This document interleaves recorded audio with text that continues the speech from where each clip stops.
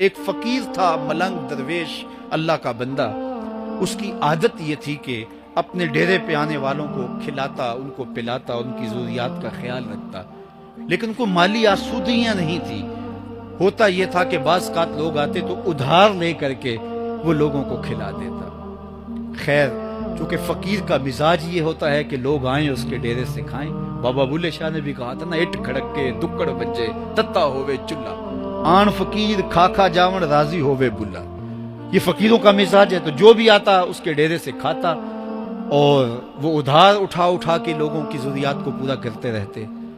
وقت آخر آ گیا، جن لوگوں نے ادھار دیا تھا وہ سارے تقاضا کرنے آ گئے. اب بابا جی کو کیا فکر لاحق ہے کہ یہ میرے مہمان ہیں اور میں ان کو کچھ پیش کرنے کی صلاحیت نہیں رکھتا. ایک بچہ تھا، وہ کچھ سامان بیچ رہا تھا، پتیسا بیچ رہا تھا یا کوئی اور چیز بیچ رہا تھا. اس نے گلی سے گزرتے ہوئے آواز لگائی. بچہ بڑا خوش ہوا کہ میں سارا دن گلیوں میں گھوم کے یہ پتیسا بیچنا تھا، اب یہ ایک جگہ ہی سارا فروخت ہو گیا تو یہ تو موج لگ گئی، میں جلدی گھر چلا جاؤں گا، میری ماں خوش ہوگی.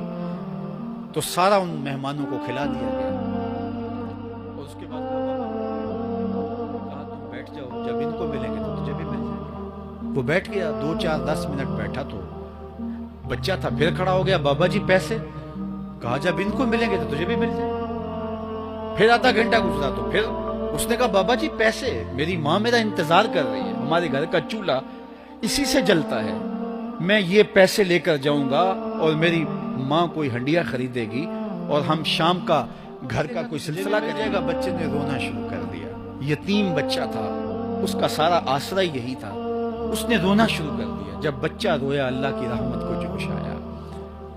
کوئی مرید نذرانہ لے کے ان بزرگوں کے پاس آ گیا اور اشرفیوں کی بھری ہوئی تھیلی پیش کی.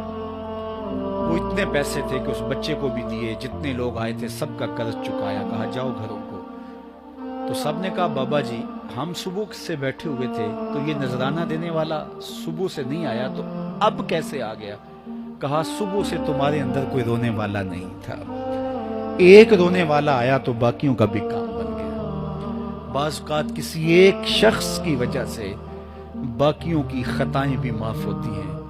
آج ہم اجتماعی طور پہ تا حد نظر اندر باہر اوپر نیچے اتنے لوگوں کے ہجوم میں اللہ کی بارگاہ سے یہ توقع رکھتے ہیں کہ مالک اتنے ہجوم میں کوئی ایک تو ہوگا جو تیرا لاڈلا ہوگا، کوئی ایک تو ہوگا جو تیرا بہت قریبی ہوگا، کوئی ایک تو ہوگا جس پہ تیری رحمتیں برسیں گی.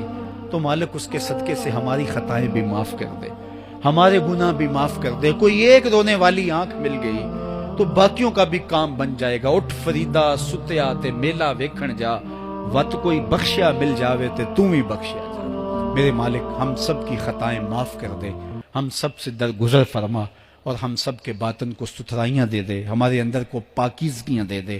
بہت وقت میں نے اور آپ نے صاحب گزار لیا، تیزی کے ساتھ زندگی بیت رہی ہے. میں اگر اپنے آپ کو دیکھوں تو میری زندگی کتنی بہاریں کاٹ چکی ہے.